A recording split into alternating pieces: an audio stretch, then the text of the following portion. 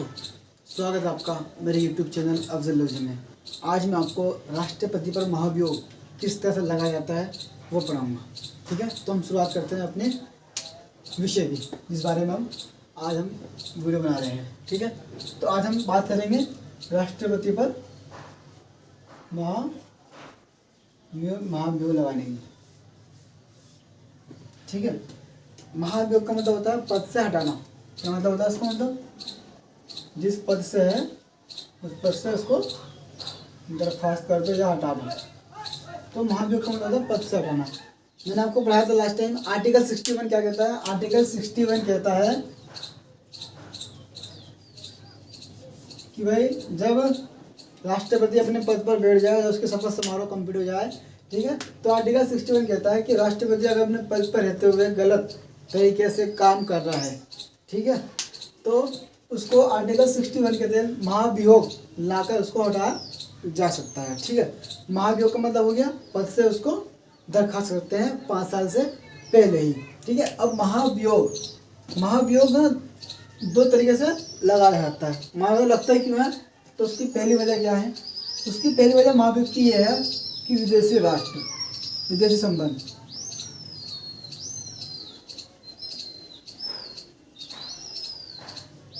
पहली जो वजह है महाभियोग लगने की वो क्या है? विदेशी संबंध। विदेशी संबंध मतलब क्या है? अगर हमारे देश का राष्ट्रपति दूसरे देश से अपने संबंध ऐसे रख रहा है जिससे हमारे देश का जो खर्चा है उस खर्चे में से वो दूसरे देश की मदद कर रहा है। बात समझ रहे हो? जैसे कि मान लो भारत देश के राष्ट्रपति हैं, ठीक है, वो बांग्लादेश के वहाँ की जो शेख हसीना है उनकी मदद कर रहे हैं, बार बार बांग्लादेश जा रहे हैं घूमने। किससे? कोटे से, सरकारी खर्च से जा रहे हैं। वो अपने जेब में से कुछ नहीं दे रहे, सरकारी खर्च से बार बार हफ्ते वहाँ पहुँच जाते हैं घूमने के लिए। तो उसका खर्चा कौन देगा भाई? एक तो ये हो गया। दूसरा ये कि उनको जो उनको ज़रूरत है वो सामान भेज रहे हैं, सामग्री भेज रहे हैं, ठीक है, सरकारी खर्च से। तो क्या हो गया? ये विदेशी संबंध जब खराब करने की स्थिति में भी महाभियोग लगाया जा सकता है। तो दूसरी वजह क्या है? दूसरी वजह क्या है? संविधान का अतिक्रमण।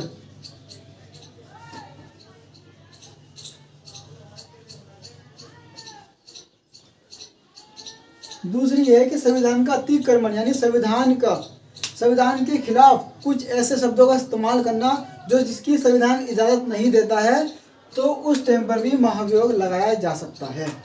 बात समझे? यानी संविधान का उल्लंघन करना, जो संविधान की सीमा से बाहर हो, ओवरलैप्स करना अपनी बातों को, अपने शब्दों पर कंट्रोल न रहना, कुछ भी बोल देना, तो वो संविधान का उल्लंघन कहलाता है, संविधान का अतिक्रमण कहलाता है। उसे बोलते हैं महाभियोग, उस पर लगाया जा सकता है। इन 2 वजह से उस पर महाभियोग चलाया जा सकता है। चलिए ठीक है, ये बात सुनाई कि महाभियोग क्या होता है।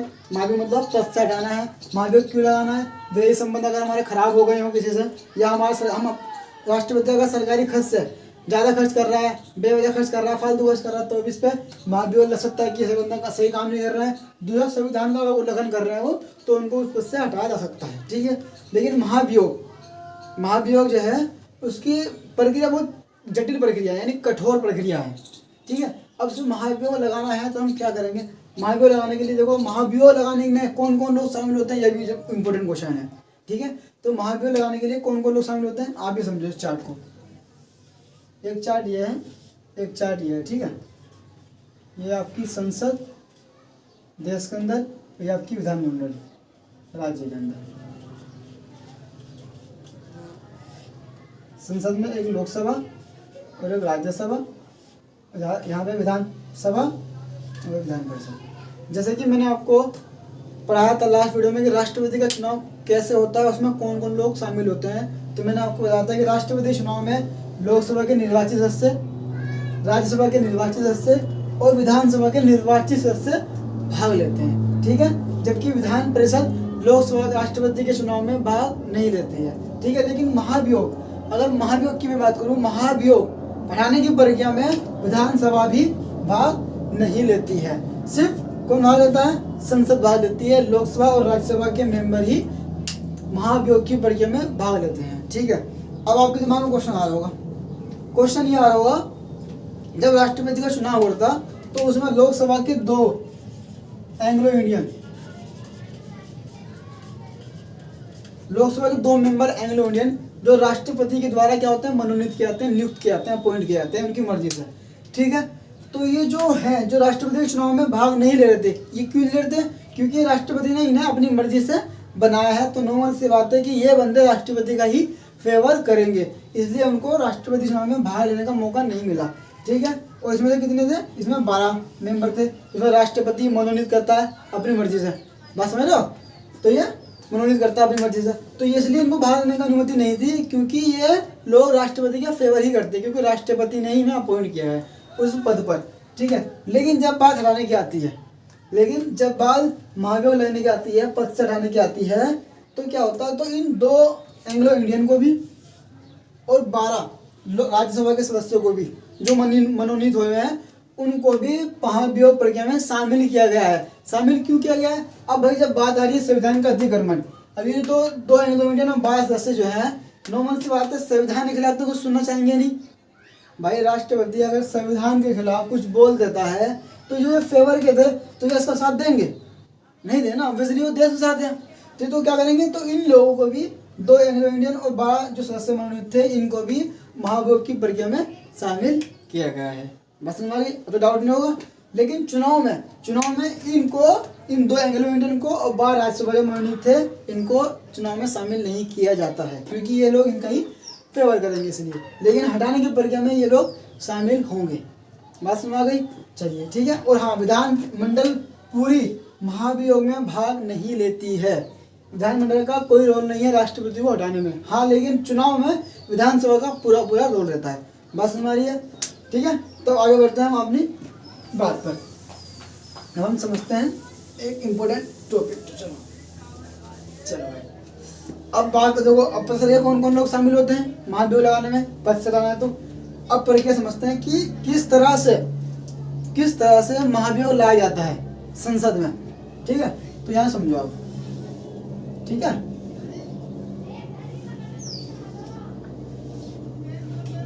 लोकसभा और राज्यसभा। ठीक है भाई, इसके मेंबर कितने? 545 के मेंबर, इसके 245। ये टोटल है। इसमें मनोनीत भी है और जो चुन के आए वो भी है। ठीक है, ये दोनों है, दोनों में फिक्स है इसके अंदर। अब देखो बात क्या आती है। अब क्वेश्चन पहला ये क्वेश्चन है कि महाभियोग की प्रक्रिया किस सदन से स्टार्ट होती है ना? ये लोकसभा शुरू होगा या फिर राज्यसभा शुरू होगा?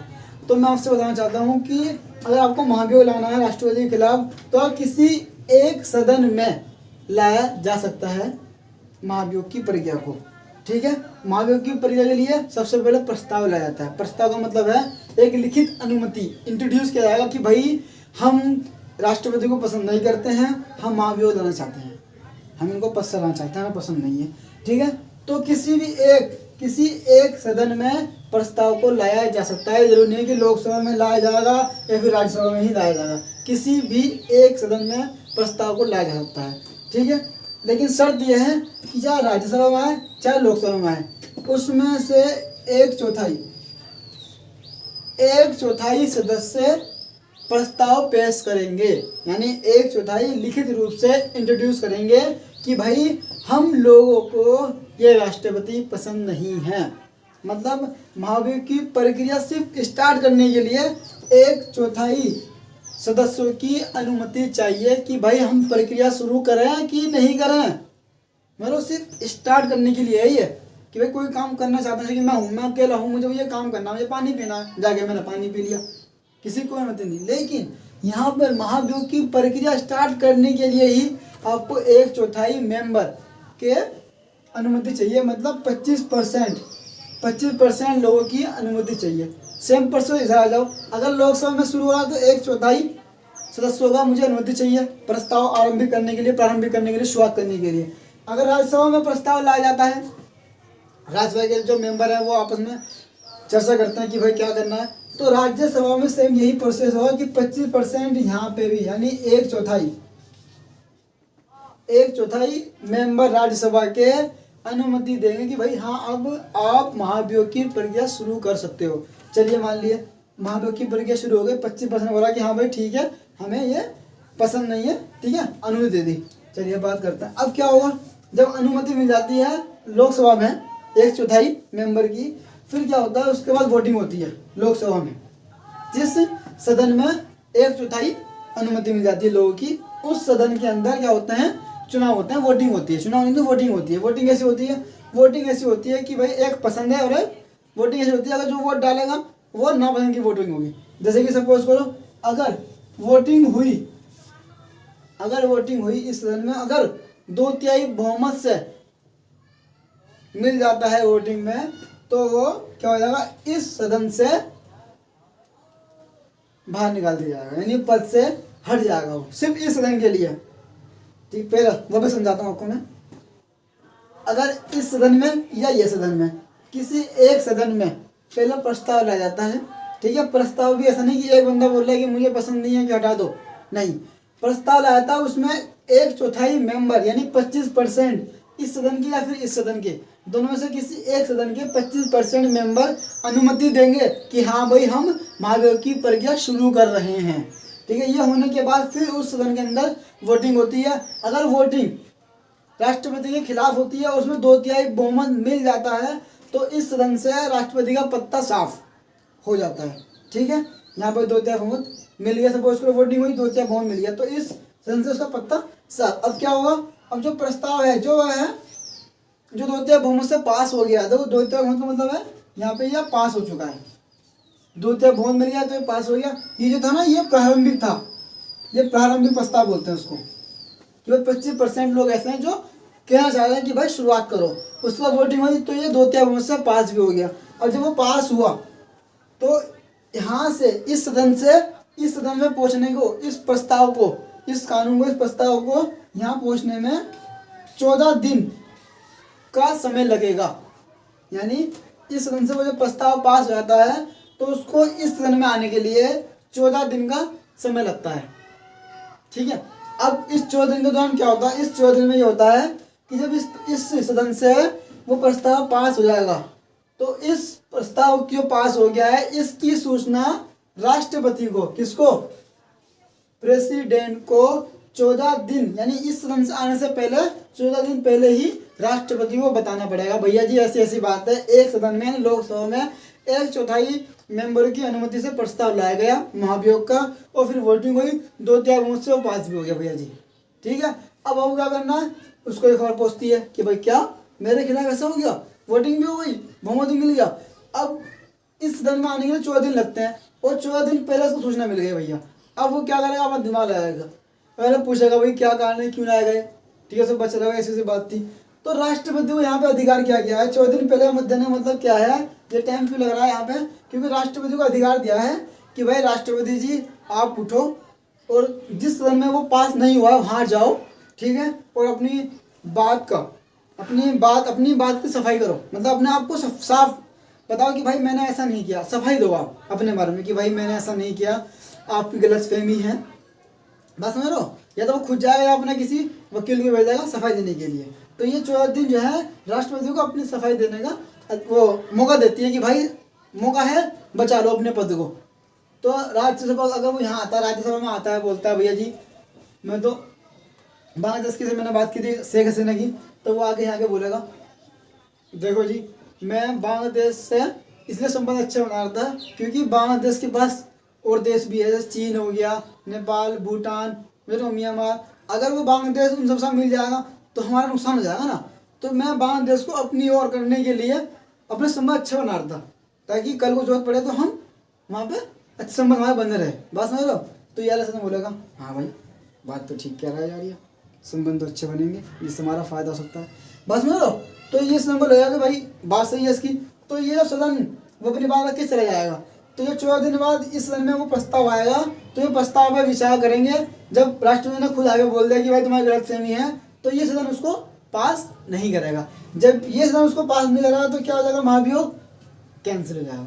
यानी कि यहाँ से पास होगा तो यहाँ पास होना जरूरी है, ठीक है। तो यहाँ महाभियोग यहाँ हो जाएगा, पास नहीं होगा, वो पद क्या हो जाएगा, महाभियोग कैंसिल हो जाएगा, महाभियोग की प्रक्रिया खत्म हो जाएगी यहाँ पर आने के लिए, ठीक है। ये बात समझ में आ गई। अपनी सफाई देने का राष्ट्रपति को अधिकार है 14 दिन पहले, ठीक है भाई।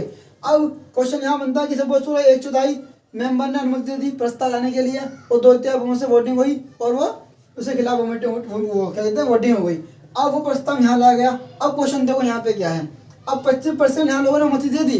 अब ये प्रस्ताव यहाँ लाया जाएगा ना राज्यसभा में, तो यहाँ पे 25% की अनुमति जरूरत नहीं पड़ेगी। अब तो यहाँ पे क्या होगी, सिर्फ यहाँ पे वोटिंग होगी, वोटिंग होगी। यहाँ पर क्या होगी, यहाँ पर वोटिंग होगी। यहाँ पर अनुमति लेनी नहीं पड़ेगी, 1/4 मेंबर की अनुमति दो फिर होगा, नहीं, यहाँ पे मिल गई काफ़ी है। लेकिन हाँ, यहाँ पे जो 2/3 चाहिए, तो यहाँ भी 2/3 बहुमत मिलना चाहिए। यहाँ के लोग बोले कि हाँ भाई राष्ट्रपति गलत काम कर रहा है, और जैसे ही 2/3 बहुमत यहाँ मिल जाता है उस प्रस्ताव को, तो राष्ट्रपति क्या हो जाएगा, उसी दिन अपने पद को छोड़ देगा। बात समझ रहे हो आपकी? तो ये होती है प्रक्रिया महाभियोग की, समझे? देखो मैं रिवाज करता हूँ वापिस, ज़्यादा टाइम लगा, मुश्किल 2-3 मिनट लगेगी। महाभियोग, महाभियोग क्या है? महाभियोग एक मतलब एक प्रक्रिया है जो पद से हटाने की प्रक्रिया है, ठीक है, जो कि राष्ट्रपति और सर्वोच्च न्यायालय या उच्च न्यायालय के वकीलों या न्यायाधीशों के खिलाफ यह लगाया जाता है, सिर्फ उनके खिलाफ लगता है और राज्यपाल के खिलाफ लगता है, ठीक है। महाभियोग लगने की 2 वजह है, अगर आपके विदेश संबंध खराब हो रहे हैं उसकी वजह से, दूसरा आप अगर संविधान के खिलाफ कुछ अगर बोल रहे हो तो उसकी वजह से आपको महाभियोग लगाया जा सकता है। महाभियोग की प्रक्रिया आर्टिकल 61 में बताई गई है कि महाभियोग आर्टिकल 61 में राष्ट्रपति के खिलाफ महाभियोग लगाया जा सकता है, ठीक है। और राष्ट्रपति के महाभियोग में केवल संसद ही भाग लेती है, संसद के दोनों सदन भाग लेते हैं, लोकसभा और राज्यसभा, इसे भाग लेते हैं। और लोकसभा के 2 एंग्लो इंडियन थे वो भी भाग लेते हैं, और राज्यसभा के जो 12 मनोनीत हैं, जो साहित्य, कला, सांस्कृतिक से लिए गए हैं, समाज से लिए गए हैं, वो भी भाग लेते हैं, ठीक है, जबकि चुनाव में वो लोग भाग नहीं लेते हैं, ठीक है। और सबसे पहले अगर वो प्रस्ताव जो है वो किसी भी सदन में पहले लाया जा सकता है, चाहे वो राज्यसभा में लाया जाए, चाहे वो लोकसभा में लाया जाए। बस समझ लो, अगर राज्यसभा में लाया जाएगा तो राज्यसभा के 1/4 सदस्य अनुमति देंगे कि भाई प्रस्ताव हम लाएंगे, ठीक है। लाने के बाद उसके बाद वोटिंग होगी, 2/3 बहुमत से प्रस्ताव पास हो जाएगा, तो 14 दिन के बाद वो दूसरे सदन में जाएगा। तो 14 दिन के बाद जो जाएगा तो 14 दिन पहले राष्ट्रपति को सूचना मिल जाएगी कि भाई तुम्हारे खिलाफ प्रस्ताव लाया गया है हटाने के लिए, आप चाहो तो दूसरे सदन में जाओ, जहाँ प्रस्ताव नहीं पहुँचा अभी तक वहाँ जाओ, अपनी दलील पेश करो, अपनी सफाई दो कि भाई मैंने ऐसा नहीं किया, आपकी गलत फहमी है, ठीक है। अगर जब भी ऐसा कुछ, जब भी उसकी बात लोग नहीं मानते हैं तो दूसरे सदन में वो आता है, अगर उसमें भी 2/3 बहुमत से वो पास हो जाता है तो राष्ट्रपति को उसी दिन अपना पद छोड़ना पड़ जाता है। सिंपल मेथड है, कोई इशू तो नहीं है। अब आज की बात करते हैं नॉर्मली। मैं आपको बता दूं, अभी तक हमारे देश के अंदर 1947 से लेकर आज 2022 तक, अगर मैं आपको बता दूं, अभी तक कोई भी ऐसा राष्ट्रपति नहीं है जिनके खिलाफ महाभियोग चलाया गया हो। सिर्फ एक हमारे सर्वोच्च न्यायालय के न्यायाधीश थे वी रामास्वामी, उनके खिलाफ महाभियोग लाया गया था, ठीक है। पहले सदन में वहाँ पास हो गया था, लेकिन दूसरे सदन में क्या हुआ, जब नहीं, मतलब यह है कि वी रामास्वामी के खिलाफ महाभियोग लाया गया था। जब उनको इसकी खबर पहुंची तो उन्होंने महाभियोग चलने से पहले इस्तीफा दे दिया था। बस समझ लो, तो ये तो महाभियोग की प्रक्रिया इतनी एक तो कठिन है, दूसरी बात यह है कि महाभियोग चलने की वजह भी तो है, ये वजह है, कोई ऐसा बोल थोड़ सकता है इतने बड़े पद पे बैठ के, समझ लो बात को। लेकिन फिर भी प्रक्रिया बना दी गई है, टफ बनाया गया है, टफ। देखो अब देखो इसमें टफ कैसे बना, 1/4 पहले अनुमति लाएंगे, उसके बाद 2/3 बहुमत मिलना चाहिए, उसके बाद इसमें 2/3 मिलना चाहिए, कितनी टफ प्रक्रिया है। सेम प्रक्रिया चुनाव में थी कि भाई चुनाव में कौन कौन लोग खड़े होंगे, वही खड़े होंगे जिसके बाद 50 प्रस्तावों को 50 अनुमति चाहिए। टफ कहता है कि संख्या कम कर दी, अगर वो राष्ट्रपति बन जाए उसको हटाने के लिए भी टफ प्रक्रिया है, समझो। मतलब कठिन से कठिन प्रक्रिया अपनाई गई है राष्ट्रपति के चुनाव में भी और राष्ट्रपति को हटाने के लिए भी, ठीक है। आई होप आप लोगों को ये चीज़ समझ में आई होगी। अगर नहीं समझ में आई हो तो आप कमेंट कीजिए, ठीक है, और मुझसे क्वेश्चन कीजिए कि भाई ये कैसे हुआ कैसे नहीं, तो मैं आपको ज़रूर आंसर दूंगा, ठीक है। तो चलते हैं फिर, धन्यवाद।